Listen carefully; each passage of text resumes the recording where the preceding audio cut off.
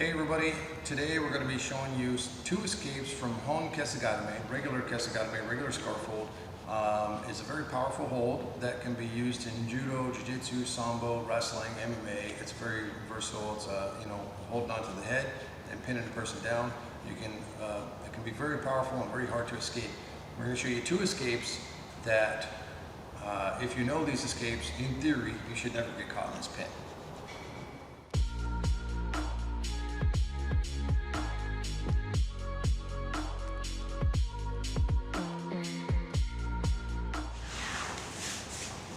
So in the first escape, we're going to work on our frame. So not to reach too deep with this, is just framing it on the neck. And I'm not trying to push him away. It's just a frame for me. And he's holding onto my arm right here. His leg, Brian's leg is right up underneath my shoulder, making it hard for me to make good frames against his hips. So I can make a frame here though. Doesn't have any control over my left arm. And then I'm going to raise my legs up. I'm going to swing my legs towards Brian. And as I swing my legs towards Brian, like a pendulum action, I'm also going to twist my arm and pull my goal is to pull my elbow to the floor. So when I get to here, I pop that elbow free. Now I've got a good frame against his hip and one against his head. My left leg is going to hook over the top of Brian's leg. And I'm going to think like a corkscrew. I want to corkscrew that leg and intertwine it with his leg and use it to climb myself up. And again, I'm not trying to push away or pull him. I'm just going to push my palm to the floor and climb up his back. So here and here, and now I'm in a position of advantage. I'm starting to take his back. Okay? Let's do this from this angle here. So again, Brian's got that arm in there. He's got his leg up underneath my shoulder, so I can't get that arm out. I have to frame and use momentum. So I'm using momentum and leverage and structure. Pop that arm free, right? Once the arm is free, I hook over the leg, I push my palm to the floor, and I climb up his back, just like so. Now, if he starts to get up, I already have a hook in, right? I can take his back fairly easily.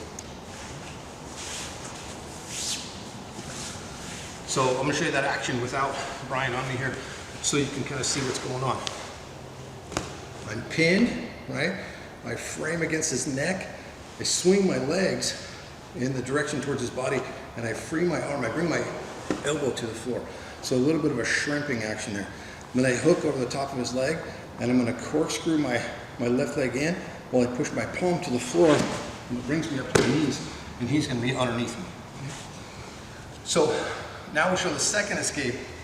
The second escape is for when the guy is in there really tight up underneath, and I can't free my arm, right? So sometimes people will grab the top of their leg when they're pinning somebody else, and that's called a Hon-kesa-gatame. Slightly different pin, but it's really super tight and hard to free your arm in that case. So let's go this way.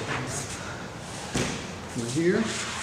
This time Brian's in there really tight with that leg underneath my shoulder, and try as I might, I just can't get that arm free, right? So luckily he's wearing a belt, right? And I'm just gonna, my hand just drops right down here and grabs that belt. I grab with the other hand, I turn and face him a little bit, and I'm gonna rock him forward, right? So I'm using kind of his knee as a hinge here.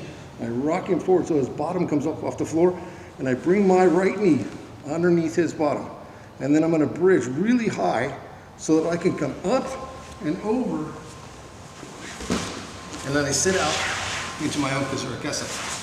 So during that whole bridge, I never have his weight transfer across my body. His weight goes across his shoulders, kind of like he's doing a cartwheel or a hurricane or tornado roll over the top of me. So I don't really bear his weight, right? The common mistake with this, let's do this again, is people will start their bridge and then they drop their bridge, right? So they get to here and they get everything right, everything's good. They start the bridge and then they drop the bridge and then they go, oh man. You know? And it's hard to have to bear that weight a little bit, and he's gonna smash me. If he's bigger than me and he really flares himself out, like I might even get stuck there, right? So what I'm doing is I make sure this leg is underneath him. That helps lift his body up a little bit right here. And I dig my toes in. Yeah, see, I dig my toes in like so. So I turn my toes to the floor. And I bridge up on my right shoulder, and I rotate to both shoulders, and then all the way over to my right shoulder, and then I sit out all the way through, right? So let's do it one more time, right? From here, he's in there nice and tight. I grab the belt, right? I rock him forward, I bring my knee under his bum, and I dig my toes in. I bridge up nice and high, and all the way around. And sit out to Kesa-gatame, okay? So those two pin escapes in combination should make it to where you're always going to be able to escape, right? And I'll show you what I mean. So if Brian is in there nice and tight, and he feels the danger that I'm going to try to roll him, chances are what typically happens is the person will try to elongate themselves away from make himself heavier. When he does, he moved that knee slightly out from underneath my shoulder.